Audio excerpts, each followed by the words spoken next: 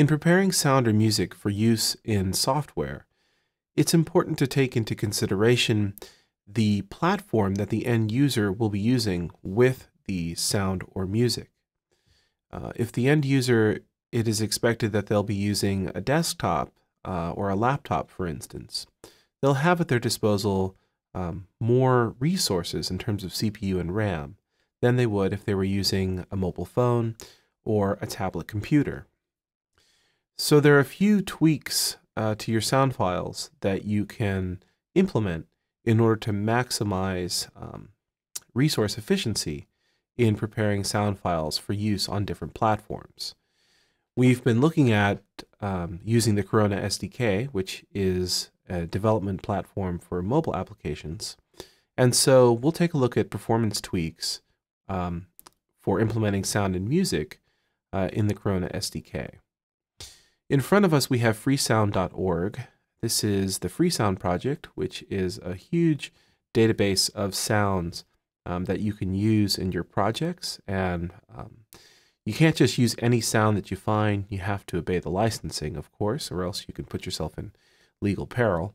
But the Freesound project does allow for a more liberal licensing, and you can find a lot of good sounds that at least you can use as temporary sounds until you hire a sound designer or a composer to create sounds for your application.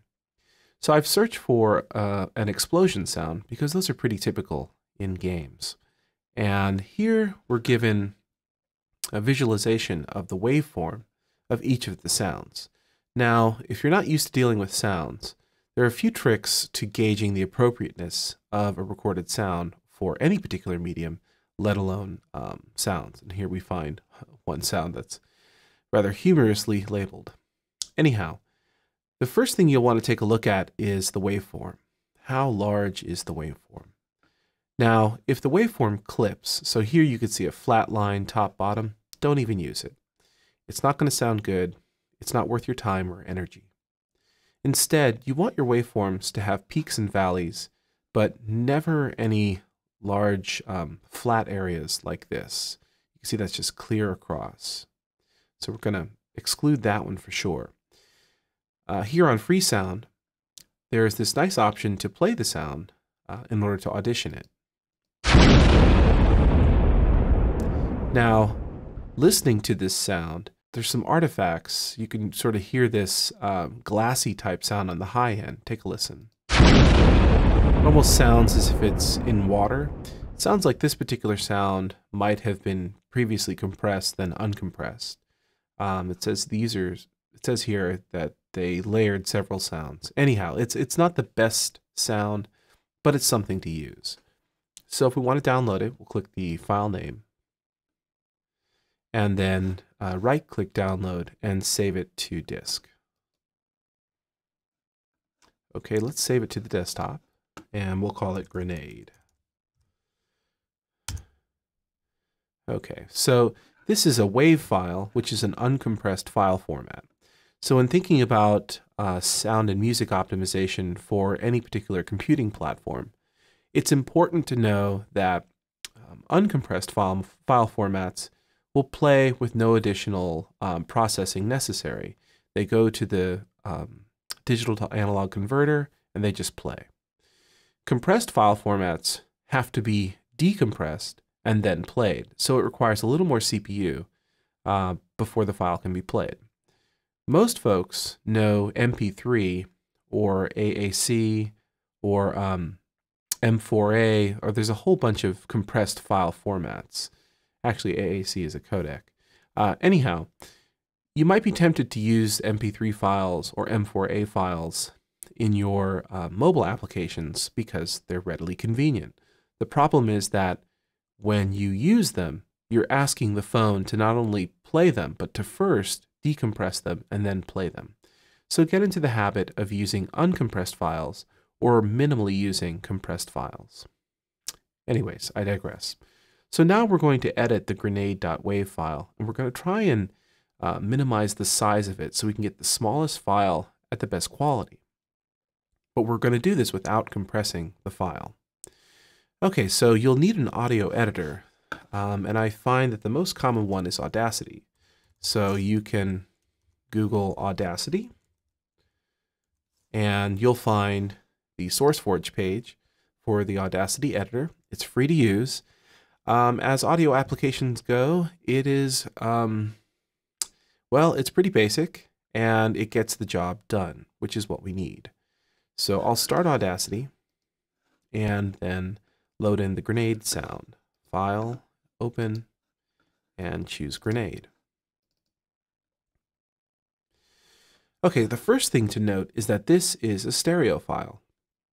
If we're developing for a mobile application, we have to think, is it a fair expectation that users will be using headphones most of the time, or will they be using the internal speaker? This makes a huge difference, because the first tweak that we can implement is to either leave this as a stereo file which has 2 channels, or to make it a mono file and it has 1 channel, and that'll immediately drop the size. It isn't that the users will not have headphones, but you want to use stereo files sparingly. Typically, you use them for music. Here, this is more a sound. This is you can envision a grenade being thrown at an object, and then upon hitting the object, the grenade sound fires, as opposed to the grenade sound constantly going in the background. That would be music. Okay, so what we'll do is we'll split this file, and we'll split it to mono, and we'll delete the other file. Now you notice this is pretty long. Before we deal with the length, you see that there's some dead space here in the beginning.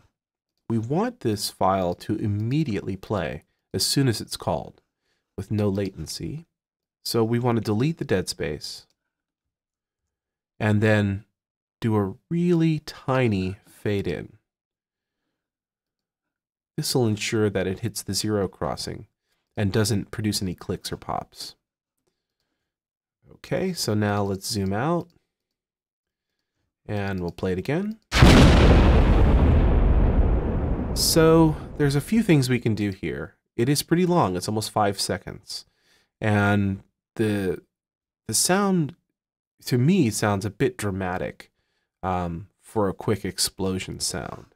So probably what we can try to do is time compress it. So let's take a look at Effect, and we want to change speed. Okay, now changing speed in this way is also going to change the pitch. So let's go negative. Oh, I went the wrong direction. Let's try this again. Change speed, and now you'll notice it's a little bit higher. Okay, we could go pretty dramatic and make this sound very high. And now you see it's under 2 seconds, but it's going to be really high pitched. And that sounds sort of like a gunshot, but what we want is the original sound just a lot faster. So in Audacity, that's change tempo. And so we want to change the length from 5.27 to 1.5. Now, I'll just let you know that when you do this sort of tempo changing, it's not going to be too smooth when you're doing lots of extremes, because essentially it's going to start taking out samples. So sometimes this will work well, other times it doesn't work well at all. Let's roll the dice and see what happens. And then let's play it. I think that for an end user who's experiencing this on a mobile device, either through the speaker or in headphones, that sounds just fine. Okay, so now what we need to do is save it, and just to be sure, highlight a small bit of the end and choose Effect Fade Out.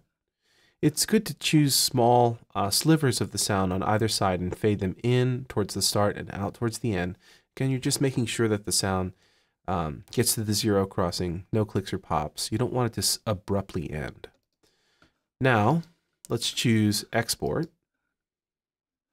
And on the desktop, we'll choose AIF and write Explosion and save it. You don't need to type any metadata. We're not going to be using it. And now we can go to the desktop. And when we click the file here, let me bring this over. It's on another screen. We see that we can audition the file by hitting spacebar. And if we wanted to change this to a .caf, we can just change the extension to CAF. And when prompted, we'll say use CAF. Now I'll hit spacebar.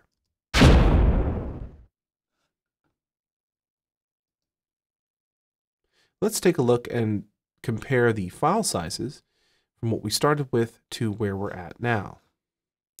So you can see that what we started with was grenade.wave at 1.4 megabytes. And we were able to adjust and reduce that down to 135 kilobytes.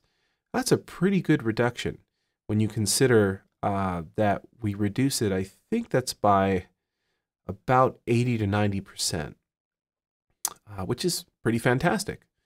And so you have to imagine that since we're storing this sound in memory, there's a big difference between storing something that's 1.4 megabytes large versus 135K large.